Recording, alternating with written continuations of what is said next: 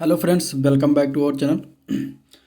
तो हम लोग डिस्कशन कर रहे थे यूथ कंपटीशन टाइम बुक्स को, जिसमें लेखपाल के लिए ग्रामीण समाज एवं विकास के बुक की, और इसमें जो है 3 चैप्टर हो चुका है। आज हम इस वीडियो में डिस्कस करेंगे चौथा चैप्टर, जो कि है ग्राम विकास शोध प्रणालियाँ। ठीक है, और ये तीनों जो हो चुके हैं चैप्टर, इसका लिंक डिस्क्रिप्शन में दे दूंगा, आप लोग उसको वहाँ से देख सकते हैं, जो कि आपके एग्जाम्स के लिए बहुत इंपॉर्टेंट है। और आज की इस वीडियो में हम लोग देखेंगे ग्राम विकास शोध प्रणालियाँ। ठीक है, रिसर्च। अब इसके बारे में देखेंगे कि रिसर्च क्या होता है, और इसका अर्थ, वैज्ञानिक जो साइंटिफिक रिसर्च है उसका अर्थ क्या होता है, परिभाषा क्या होता है, उसका वर्गीकरण देखेंगे, प्रकृति देखेंगे। ठीक है, और कुछ कृषि से संबंधित शोध संस्थान जो कहाँ पर स्थित हैं और इम्पोर्टेंट हैं, वो सारी चीज़ों के बारे में देखेंगे। इसके बाद हम लास्ट में जो है क्वेश्चन इससे संबंधित डिस्कशन करेंगे। तो चलिए स्टार्ट करते हैं इस वीडियो को। और स्टार्ट करने से पहले अगर आप लोग चैनल पर नए हैं तो चैनल को सब्सक्राइब करें, साथ में वीडियो को लाइक करें और अपने दोस्तों में शेयर करें। ठीक है, तो चौथा चैप्टर में स्टार्ट करते हैं, और इसमें जो है देखते हैं पॉइंट टू पॉइंट, जो कि यूथ कंपटीशन बुक से है। और इसमें देखिए, ग्राम विकास शोध प्रणालियाँ यानी कि अनुसंधान पद्धतियाँ, जिसको इंग्लिश में रिसर्च कहते हैं। तो भाग में जो है ग्रामीण विकास में अनुसंधान और ग्राम विकास में जो है अनुसंधान पद्धतियाँ शामिल हैं। अब अनुसंधान के बारे में बात करें तो अनुसंधान एक ऐसी प्रक्रिया होती है जिसके द्वारा कोई व्यक्ति किसी घटना या प्रक्रिया के विषय में विश्वसनीय और लाभप्रद सूचना प्राप्त करता है। ठीक है, अनुसंधान को व्यापक पैमाने पर जटिल सामाजिक घटना या फिर प्रक्रिया को समझने के लिए एक अन्वेषण यानी के रूप में जो है इसको किया जा सकता है। ठीक है, रिसर्च के रूप में।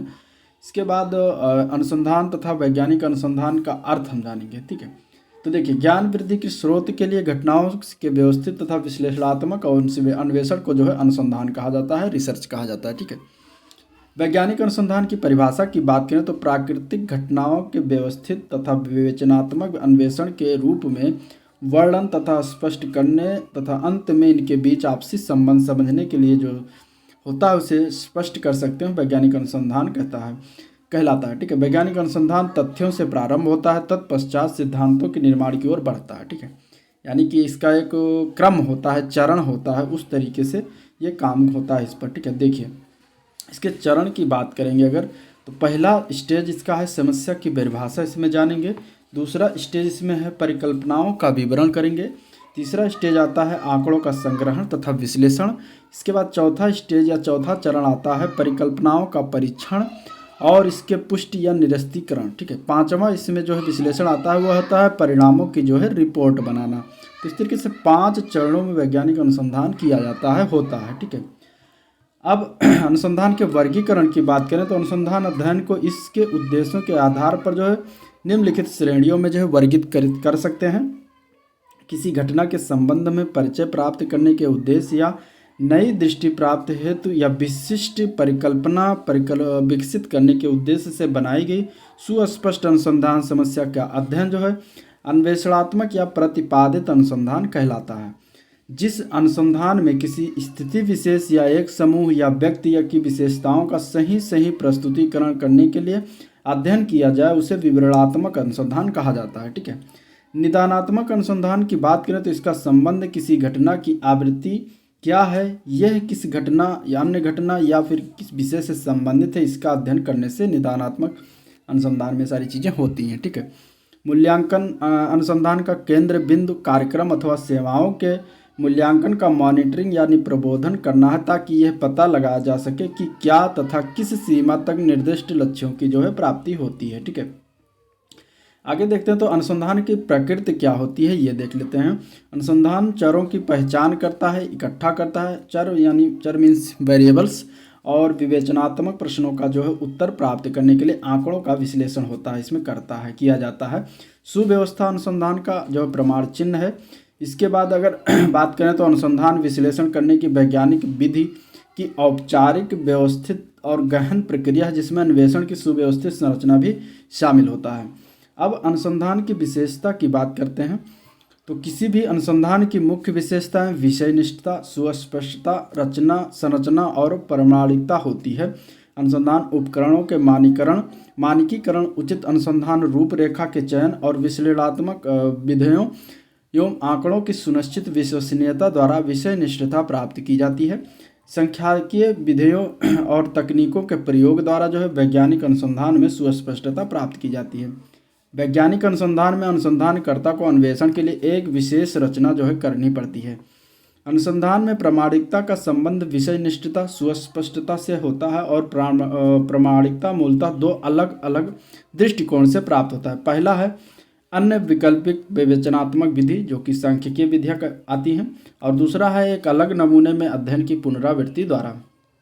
अब इसके प्रकार देख लेते हैं रिसर्च के, टाइप्स ऑफ रिसर्च। तो अनुसंधान अध्ययनों को मुख्यतः दो श्रेणियों अर्थात मूलभूत या मूल शोध या फिर व्यवहारिक शोध में वर्गीकृत किया जा सकता है। मौलिक अनुसंधान का लक्ष्य ऐसे अनुभवजन्य आंकड़े प्राप्त करना होता है जिससे सिद्धांत का निर्माण, विस्तार या फिर मूल्यांकन जो है किया जा सके। इस प्रकार शोध अध्ययन व्यवहारिक समस्याओं के समाधान के रूपरेखा या उद्देश्य के लिए जो है नहीं होता। ठीक है, इसका अनिवार्य लक्ष्य जो होता है वो व्यवहारिक अनुप्रयोग के बिना ज्ञान की सीमाओं में जो है विस्तार करना इसका अनिवार्य लक्ष्य होता है। ठीक है, व्यवहारिक अनुसंधान का दिशा तत्काल विशिष्ट तथा व्यवहारिक समस्या के समाधान से होता है। यह वास्तविक समस्याओं तथा उनकी परिस्थितियों के बीच संबंधों पर किया गया अनुसंधान है जो सामान्यतः पाया जाता है। अब कृषि से संबंधित शोध संस्थानों के बारे में जान लेते हैं। तो संस्था कौन सी है और वो कहाँ पर स्थित है। देखिए, पहला है भारतीय दलहन अनुसंधान संस्थान जो कि बहुत ही इम्पॉर्टेंट संस्थान है जो कि हर एग्जाम में पूछा जाता है, और इसका जो है ये कहाँ पर स्थित है, कानपुर उत्तर प्रदेश में स्थित है। ठीक है, दूसरा है राष्ट्रीय कृषि और ग्रामीण विकास बैंक जो कि जिसको नाबार्ड कहा जाता है, ये भी बहुत ही इम्पॉर्टेंट है। ठीक है, इसके बारे में पूछा जाता है, और ये इसका मुख्यालय कहाँ पर है, तो इसका मुख्यालय मुंबई में है। ठीक है, तीसरा है राष्ट्रीय मात्स्यिकी बोर्ड जो है विकास बोर्ड है, ये कहाँ पर है, तो हैदराबाद तेलंगाना में है। अगला है राष्ट्रीय चावल शोध संस्थान जो कि इम्पोर्टेंट है ये, और ये संस्थान कहाँ पर स्थित है, ये कटक यानी कि उड़ीसा में स्थित है। राष्ट्रीय डेयरी अनुसंधान संस्थान जो है ये कहाँ पर स्थित है, करनाल जो कि हरियाणा में पड़ता है। ठीक है, भारतीय गन्ना अनुसंधान संस्थान जो है लखनऊ में है। विपणन एवं निरीक्षण निदेशालय जो है वो फरीदाबाद में है। ठीक है, चौधरी चरण सिंह राष्ट्रीय कृषि विपणन संस्थान जो है वो जयपुर राजस्थान में है। ठीक है, अगला है भारतीय कृषि अनुसंधान संस्थान जो कि आपका नई दिल्ली में है। राष्ट्रीय मांस व पोल्ट्री बोर्ड जो है दिल्ली में है। केंद्रीय तंबाकू अनुसंधान संस्थान राजमुंद्री जो कि आंध्र प्रदेश में पड़ता है। तो इस तरीके से कुछ इंपॉर्टेंट अनुसंधान हुए जो कि पूछे जाते हैं। अब आगे हम देखते हैं ग्रामीण विकास में अनुसंधान का क्षेत्र। तो ग्रामीण विकास में अनुसंधान के क्षेत्र को मुख्यतः निम्न अनुसार वर्गीकृत किया जा सकता है, जैसे समुदाय के रूप में गांव, वर्ग, जातियां और व्यावसायिक प्रतिमान, ग्रामीण अर्थव्यवस्था, भूमि सुधार के उपाय तथा इनके प्रभाव, किसान आंदोलन, स्वयं सहायता समूह तथा महिला सशक्तिकरण। ठीक है, जल विभाजक प्रबंधन, ग्रामीण गरीबी, पंचायती राज प्रणाली, गरीबी उन्मूलन, सहकारिता आंदोलन आदि। अब इसके बाद हम देखेंगे ग्राम विकास के सिंहावलोकन अनुसंधान राष्ट्रीय तथा अंतर्राष्ट्रीय परिदृश्य के बारे में जानेंगे। तो ग्राम विकास का उद्देश्य जो होता है ग्रामीण लोगों के लिए उनके स्वास्थ्य, ज्ञान और कौशल विकास, आय तथा निर्णय लेने की प्रक्रिया में सहभागिता के संबंध में अवसरों की जो है वृद्धि करना। ठीक है, इसके बाद ग्राम विकास में प्राकृतिक तथा मानवीय दोनों संसाधनों से संबंधित विषय एकीकृत ढंग से सम्मिलित होते हैं। ग्राम विकास के क्षेत्र में अनुसंधान को जो है निम्न अनुसार समूहीकृत कर सकते हैं, जैसे कि ग्राम विकास। ठीक है, ग्राम विकास में ऐच्छिक कार्य एवं अथवा क्रियाएं, एकीकृत ग्राम विकास कार्यक्रम, ग्राम क्षेत्रों में महिलाओं तथा बच्चों का विकास, रोजगार उन्मुख कार्यक्रम, क्षेत्र विकास कार्यक्रम, ग्राम संरचना विकास निधि, सार्वजनिक वितरण प्रणाली, रोजगार की स्थिति, कृषि मजदूरी, शिक्षा, स्वास्थ्य, सामाजिक विकास, गोकुल ग्राम योजना, इंदिरा आवास योजना। इसके बाद एकीकृत जनजाति विकास एजेंसी यानी कि संस्था, जवाहर ग्राम समृद्धि योजना, 10 लाख कुएं की समूर्ति योजना का समूर्ति मूल्यांकन, गरीबी उन्मूलन कार्यक्रम, जिला ग्रामीण विकास संस्था, ग्राम विकास में पंचायती राज, लोगों की सहभागिता, रोजगार गारंटी योजना, ग्राम विकास में सहकारिता की भूमिका, सामाजिक आर्थिक सर्वेक्षण। ठीक है, अब एकीकृत ग्राम विकास कार्यक्रम का जो है 1978 में इसको आरंभ किया गया था, और इसका उद्देश्य था संशोधित छठी योजना में जिला तथा ब्लॉक स्तर के सक्षम स्तर पर नियोजन के ढांचे के अंतर्गत स्थानीय स्तर पर जारी रही विभिन्न गतिविधियों को एकीकृत करना। ठीक है, इसके बाद एकीकृत ग्राम विकास योजना का एक उप योजना ग्रामीण क्षेत्रों तथा महिलाओं के विकास की योजना है, जो 1982-83 में जो है 50 जिलों में प्रारंभ की गई थी। धीरे धीरे सभी जिलों में लागू की गई और 1998-99 तक ये जारी रही। ठीक है। स्वतंत्रता प्राप्ति के बाद के समय में जो है ग्रामीण रोजगार कार्यक्रम, तत्काल रोजगार कार्यक्रम तथा पायलट ग्रामीण परियोजना के अनुभवों के आधार पर रोजगार उन्मुख योजना सन 1980 में महाराष्ट्र में औपचारिक रूप से चलाई गई। ठीक है। क्षेत्रीय विकास को दो मुख्य कार्यक्रम सूखाग्रस्त क्षेत्र कार्यक्रम तथा रेगिस्तान विकास कार्यक्रम हैं। ठीक है। सूखाग्रस्त ये क्षेत्रीय विकास के दो मुख्य कार्यक्रम हैं। इसके बाद सन 1978 में ग्रामीण जनशक्ति कार्यक्रम को सूखाग्रस्त क्षेत्र कार्यक्रम तथा रेगिस्तान विकास कार्यक्रम में बदला गया ताकि राष्ट्रीय ग्राम विकास संस्थान हैदराबाद द्वारा संगठित श्रम प्रधान तथा उत्पादन उन्मुख कार्यों द्वारा भूमि तथा जल संसाधनों को बढ़ावा दिया जा सके। ठीक है। तो इस तरीके से ये कुछ कार्यक्रम चलाए गए। अब अनुसंधान प्रक्रिया 1 से संबंधित देखेंगे तो उसमें आएगा अनुसंधान समस्या की रचना। अनुसंधान प्रक्रिया अनुसंधान परियोजना का एक नमूना होता है। अनुसंधान प्रक्रिया इन परस्पर संबंधित कार्यों अथवा गतिविधियों की एक व्यवस्था होती है जो निम्नलिखित है: समस्या का चयन एवं प्रतिपादन, परिकल्पना की रचना करना, अनुसंधान डिजाइन बनाना, आंकड़े एवं विवरण एकत्र करना, आंकड़े का विश्लेषण और व्याख्या करना, सामान्यीकरण करना। ठीक है।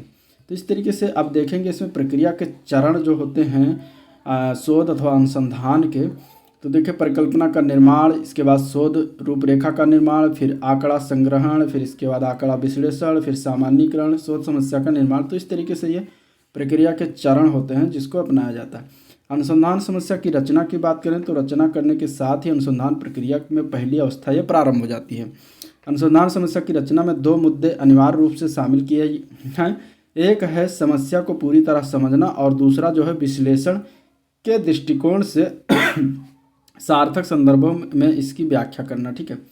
समस्या की परिभाषा की बात करें तो एक बार अनुसंधान समस्या की जब पहचान हो जाती है तो उसे परिभाषित करने की आवश्यकता होती है। समस्या की परिभाषा में विस्तृत रूप से परिभाषित करना और क्रियात्मक आकार में सीमित करना शामिल होता है। समस्या के विवरण की बात करें तो समस्या के एक अच्छे विवरण में जो है ये ठीक स्पष्ट होना चाहिए कि क्या निर्धारित या हल किया जाना है या फिर अनुसंधान प्रश्न क्या है। ठीक है। विवरण अध्ययन के दायरे को विशिष्ट और क्रियात्मक अनुसंधान प्रश्नों तक सीमित रखने वाला जो है होना चाहिए। चरों को क्रियात्मक बनाना जो होता है ये अगर देखा जाए इसमें तो समस्या का वर्णन करते समय सर्वाधिक महत्वपूर्ण कदम समस्या में शामिल चरों को विनिर्दिष्ट करना होता है तथा उन्हें क्रियात्मक संदर्भों में प्रकाशित करना है। समस्या में शामिल चर हैं प्रभावशीलता और सशक्तिकरण। दो चर शामिल, दो वेरिएबल्स शामिल है जो कि एक पहला है प्रभावशीलता, दूसरा है सशक्तिकरण। समस्या का मूल्यांकन की बात करें तो समस्या का उस क्षेत्र से संबंधित होनी चाहिए जिसमें अनुसंधानकर्ता योग्य और सक्षम हो। अनुसंधान के लिए समस्या लेने के बारे में अनुसंधानकर्ता की उसमें उचित रुचि तथा उत्साह भी होना चाहिए। समस्या वित्तीय रूप से व्यवहार्य होनी चाहिए यानी कि वित्तीय बजट के अंदर होनी चाहिए। व्यक्तिगत सीमाओं के वित्तीय और सीमा समय की बाधाओं के अलावा अनुसंधानकर्ता को आंकड़ों की प्रकृति, उपकरण, विशेषज्ञ, कार्मिक, प्रशासनिक सुविधाओं पर विचार करना चाहिए जो अध्ययन को सफलतापूर्वक संपन्न करने के लिए आवश्यक होता है। अनुसंधान समस्या के चयन एवं प्रतिपादन के बाद परिकल्पना की रचना करना अनुसंधान प्रक्रिया का जो है अगला महत्वपूर्ण कदम होता है। परिकल्पना को किसी समस्या के प्रस्तावित समाधान के रूप में, अस्थायी प्रस्ताव या किसी घटना की व्याख्या के रूप में परिभाषित किया जाता है। एक अच्छी परिकल्पना की कई विशेषताएं होती हैं जिनमें से कुछ निम्नलिखित हैं, उसको हम देखेंगे। पहला, दिशा प्रदान करना। परिकल्पना परीक्षणीय होनी चाहिए। एक अच्छी परिकल्पना में निम्नलिखित विशेषताएं होनी चाहिए। परिकल्पना ज्ञात तथ्यों और सिद्धांतों के अनुरूप होनी चाहिए तथा भावी या अतीत के अज्ञात आंकड़ों का जो है पूर्वानुमान संभावना वाली हो। सरल संदर्भों में आंकड़े स्पष्ट करने में सक्षम हो। अनुसंधान समस्या में शामिल परिकल्पनाओं की जटिलता के आधार पर यथासंभव जो है सरलतम संदर्भों में वर्णन की गई हो। इस प्रकार वर्णन किया जाए कि अनुभविक और क्रियात्मक विवरणों के रूप में संभावित सही या गलत के निष्कर्ष पर पहुंचने के लिए इसकी जांच की जा सके। कुछ ऐसी आवश्यक स्थितियां होती हैं जो परिकल्पनाओं के निर्माण में सहायक होती हैं और ये कौन कौन सी हैं तो व्युत्पन्न परिकल्पना को प्रेरक बनाना, समस्या को सीमित करना, परिकल्पना का घटता हुआ परिणाम निकालना, सादृश्य उदाहरण वार्तालाप आदि से परिकल्पना के रूप के बारे में बात करें तो 3 रूप इसके: घोषणात्मक रूप, शून्य रूप और प्रश्न रूप। जब अनुसंधानकर्ता अध्ययन के निष्कर्ष के बारे में सकारात्मक विवरण देता है तो उसे हम घोषणात्मक परिकल्पना प्राप्त करते हैं और शून्य परिकल्पना जो है गैर दिशात्मक परिकल्पना होती है जो कोई अंत या संबंध का जो है प्रस्ताव नहीं करती। प्रश्नावली वाली रूप वाली परिकल्पना में अपेक्षित निष्कर्ष का वर्णन करने के स्थान पर एक प्रश्न पूछा जाता है कि क्या परिणाम होगा। ठीक है, तो इस तरीके से शून्य परिकल्पना और घोषणात्मक और इसके बाद प्रश्न परिकल्पना के बारे में बात होगी। अब परिकल्पना जांच के महत्वपूर्ण चरण जो है इस प्रकार हैं। अनुसंधान परिकल्पना का वर्णन करना, शून्य परिकल्पना की रचना करना, सांख्यिकीय परीक्षण का चयन करना, महत्वपूर्ण स्तर को विनिर्दिष्ट करना, सांख्यिकीय परीक्षण की गणना करना, एच का खंडन अथवा स्वीकार करना, अनुमान अर्थात स्वीकार अथवा खंडन की रचना करना। अब देखेंगे अनुसंधान प्रक्रिया सेकंड, जिसमें अनुसंधान प्रस्ताव बनाना आता है। अब प्रस्ताव में विभिन्न प्रकार के अंतर संबंधित अनुसंधान क्रियाएं शामिल की जाती हैं जो किसी निर्धारित कठोर क्रम का जो है पालन करने की अपेक्षा निरंतर आगे पीछे होती रहती हैं। अनुसंधान प्रस्ताव के विभिन्न चरणों का निम्नलिखित क्रम अनुसंधान परियोजना से संबंधित उपयोगी प्रणाली का मार्गदर्शन करता है। उसमें है अनुसंधान समस्या की पहचान, साहित्य की समीक्षा करना, अध्ययन के उद्देश्यों की पहचान करना, परिकल्पना यदि कोई है तो उसकी रचना करना, संकल्पनाओं को क्रियात्मक बनाना या परिभाषित करना, अनुसंधान डिजाइन बनाना, नमूने का चयन करना, आंकड़े एकत्रित करने के पद्धति और साधनों का चयन करना, आंकड़े एकत्रित करना, आंकड़ों को संसाधित या विश्लेषण करना, आंकड़ों की समीक्षा या व्याख्या करना, अनुसंधान रिपोर्ट प्रस्तुत करना, बजट अनुमान लगाना और समय का भी अनुमान लगाना। अनुसंधान के व्यापक क्षेत्र में ज्ञात तथ्यों और विचारों की समग्र जानकारी के अध्ययन के लिए समस्या की पहचान और चयन के प्रथम और सर्वाधिक महत्वपूर्ण की रचना करती है। ठीक है, अध्ययन आरंभ करने के पूर्व विषय से संबंधित साहित्य प्राप्त करना चाहिए। अध्ययन की सार्थकता और औचित्य तात्पर्य के संदर्भ में उसका औचित्य सिद्ध करने के लिए संक्षिप्त रूप से इसके उद्देश्यों तथा लक्ष्यों का वर्णन करना आवश्यक हो जाता है। उद्देश्य स्पष्ट रूप से वर्णित हो ताकि ज्ञात हो सके कि अनुसंधानकर्ता कौन कौन से मुद्दे जो है जांच करने का प्रयास कर रहा है। उद्देश्यों का वर्णन इस प्रकार हो कि वे मापे जा सके। उद्देश्यों का वर्णन इतना व्यापक होना चाहिए कि अनुसंधान में अध्ययन के प्रत्येक पक्ष को शामिल किया जा सके। उद्देश्यों का चयन और वर्णन न्यायसंगत और औचित्यपूर्ण हो। परिकल्पना तर्कसंगत और या अनुभविक परिणाम प्राप्त करने तथा इसका परीक्षण करने के लिए संरचित काल्पनिक पूर्वानुमान होती है। अनुसंधान समस्या और उसके लक्ष्य और उद्देश्यों का वर्णन करने और स्पष्ट परिकल्पना करने के बाद अनुसंधानकर्ता को अनुसंधान की डिजाइन स्वरूप तैयार करने की आवश्यकता होती है। इसका अर्थ यह है कि उस संकल्पनात्मक ढांचे का वर्णन करना होगा जिसमें अनुसंधान किया जाएगा, रिसर्च किया जाएगा। दूसरे शब्दों, अनुसंधान स्वरूप का कार्य न्यूनतम प्रयास, समय और राशि के साथ अनुसंधान परियोजना को पूरा करना होता है। इन सब को प्राप्त करना मुख्यतः अनुसंधान के उद्देश्य से निर्भर करता है। अनुसंधान के उद्देश्य को 4 श्रेणियों में विभाजित किया जा सकता है। पहला अन्वेषण करना, दूसरा है वर्णन करना, तीसरा है निदान करना, चौथा है प्रयोग करना। आंकड़े एकत्रित करने की मुख्य 3 पद्धतियां होती हैं। पहला अवलोकन, दूसरा साक्षात्कार, तीसरा प्रश्नावली है। अनुसंधान परियोजना में चरों का चयन करना एक महत्वपूर्ण चरण होता है। चरों के 3 सेट हो सकते हैं। पहला है स्वतंत्र, दूसरा आश्रित, तीसरा मध्यस्थ चर। चरों को अन्य तरीके से भी विभाजित किया जा सकता है। पहला है आर्थिक, जनसंख्या की, मनोवैज्ञानिकीय, संगठनात्मक आदि। चरों के प्रथम प्रकार का विभाजन जो है स्वतंत्र, आश्रित और मध्यस्थ चर के रूप में प्रत्यक्ष रूप से अनुसंधान आंकड़ों से संबंधित होता है। अनुसंधानकर्ता को अपने अध्ययन के लिए नमूने के प्रतिमान का निर्णय करना होता है, अर्थात वास्तविक आंकड़े एकत्रित करने से पूर्व नमूना के डिजाइन की योजना का निर्णय किया जाता है। नमूना चयन में जो है विचारणीय अन्य महत्वपूर्ण विषयों में शामिल है नमूने का आकार, नमूना चयन करने की तकनीक और नमूने का प्रकार। अनुसंधान प्रस्ताव बनाते समय ध्यान रखने वाले तथ्य निम्नलिखित होते हैं, जैसे कि क्या अनुसंधानकर्ता ने वास्तविक रूप से परिमेय चरों के लिए आंकड़े एकत्रित करने के उपकरण अथवा साधन का चयन कर लिया है, क्या आंकड़े एकत्रित करने का साधन विद्यमान भंडार से जो है लिया गया है या अनुसंधानकर्ता ने तैयार किया है, क्या अनुसंधानकर्ता ने आंकड़े एकत्रित करने वाले उपकरण का उपयोग करने की उपयोगिता की जांच कर ली है। आंकड़े एकत्रित करने के बाद उन्हें प्रसंसाधित किया जाना चाहिए। प्रत्येक अनुसंधान के परिणाम रिपोर्ट के रूप में प्रस्तुत किया जाता है। किसी अनुसंधान अध्ययन के परिणाम की रिपोर्ट उसके उस उद्देश्य पर निर्भर करती है जिसके लिए अनुसंधान कार्य किया गया है। अनुसंधान प्रस्ताव बनाने में समय का अनुमान लगाना एक अन्य महत्वपूर्ण चरण होता है। अनुसंधान को प्रत्येक गतिविधि के लिए समय का अनुमान लगाना आवश्यक है ताकि संपूर्ण परियोजना को पूरा करने में लगने वाले संपूर्ण समय को जान सकें। अनुसंधान प्रस्ताव के साथ एक बजट अनुभाग तैयार करना आवश्यक हो जाता है। किसी विशेष अनुसंधान परियोजना के लिए बजट अनुमान की तैयारी मुख्यतः अध्ययन के क्षेत्र और नमूने के आकार तथा अध्ययन के प्रयोग किए जाने वाले आंकड़ों को एकत्रित करने की पद्धति और साधनों पर जो है निर्भर करती है। ठीक है, तो ये था थ्योरी। अब इसके हम कुछ क्वेश्चन के बारे में बात कर लेते हैं, ठीक है, जो कि इम्पोर्टेंट है। तो पहला क्वेश्चन है, किसी घटना के संबंध में परिचय प्राप्त करने के उद्देश्य से बनाई गई सुस्पष्ट अनुसंधान समस्या को कौन सा जो है अनुसंधान कहा जाएगा। ठीक है, ये है। अब इसमें दिया गया ऑप्शन, चारों ऑप्शन में दिया गया विवरणात्मक, निदानात्मक, अन्वेषणात्मक या फिर इनमें से कोई नहीं। इसका आंसर जो सही वो सी पार्ट सही है। उसे जो है अन्वेषणात्मक अनुसंधान कहा जाएगा। एकीकृत ग्राम विकास कार्यक्रम का प्रारंभ जो है ये किस वर्ष किया गया था ये बताना है। ठीक है, देखिए एकीकृत ग्राम विकास कार्यक्रम का प्रारंभ जो 1978 में किया गया था। आंसर इसका बी पार्ट सही हो जाएगा। अनुसंधान प्रक्रिया में प्रमुख चरणों में क्या शामिल नहीं है ये बताना है। तो देखिए इसमें जो है परिकल्पना की रचना ये शामिल है, सामान्यीकरण भी शामिल है, आंकड़ा विश्लेषण भी होता है, लेकिन सार्वजनिक वितरण प्रणाली जो होती है ये अनुसंधान प्रक्रिया के प्रमुख चरणों में शामिल नहीं है। ठीक है, तो आंसर इसका सी पार्ट सही हो जाएगा। क्वेश्चन नंबर 4 है, सामाजिक अनुसंधान का सैद्धांतिक उद्देश्य क्या नहीं है इसमें से बताना है।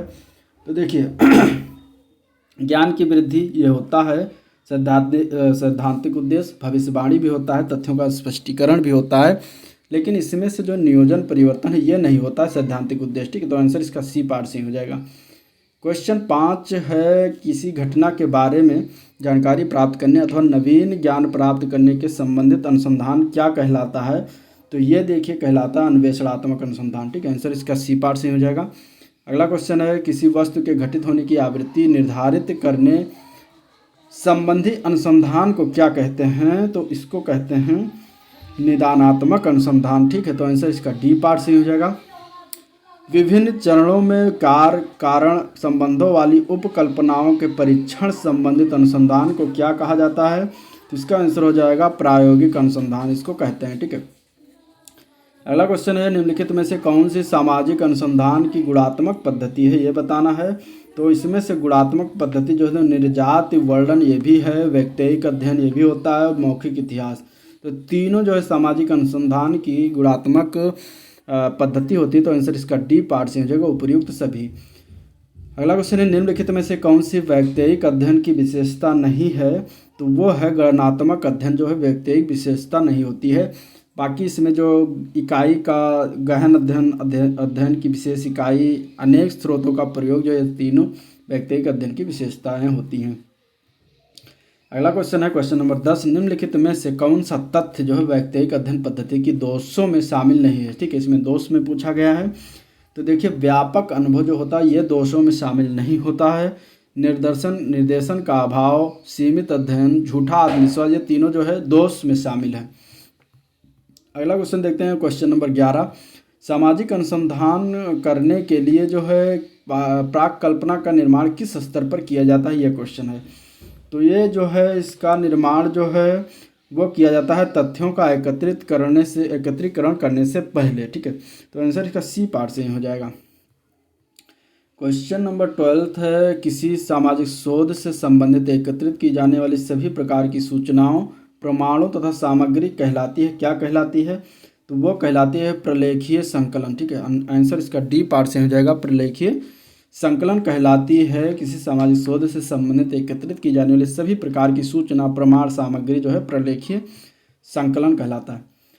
क्वेश्चन इस चैप्टर का लास्ट क्वेश्चन है, विशुद्ध अनुसंधान के बारे में कौन सा कथन सत्य है। ठीक है, तो देखिए इसमें जो है कथन की बात करें तो मूलभूत नियमों की खोज, और इसके बाद इसमें दूसरा कथन है ज्ञान के लिए ज्ञान की प्राप्ति का लक्ष्य, तीसरा कथन है मौलिक सिद्धांतों की स्थापना। तो तीनों कथन जो है विशुद्ध अनुसंधान के बारे में सत्य हैं। तो इस तरीके से आंसर इसका डी पार्ट से ही हो जाएगा। ठीक है, तो ये था वीडियो जो कि अभी आप लोगों ने देखा, अगर वीडियो पसंद आया तो लाइक करिए, चैनल को भी सब्सक्राइब करिए, साथ में शेयर भी करिए अपने दोस्तों में। और ये था चैप्टर नंबर 4 जिसका अंत हुआ। अब इसके बाद हम अगले वीडियो में जो है चैप्टर नंबर 5 के बारे में बात करेंगे, जिसमें हम ग्रामीण स्वास्थ्य योजनाओं के बारे में बात करेंगे, जो कि बहुत ही इंपॉर्टेंट है, ठीक है। तो वीडियो देखिएगा और इसके बारे में। तो आज का ये वीडियो जो है यहीं पर एंड करते हैं, मिलते हैं नेक्स्ट दिन, तब तक के लिए थैंक यू।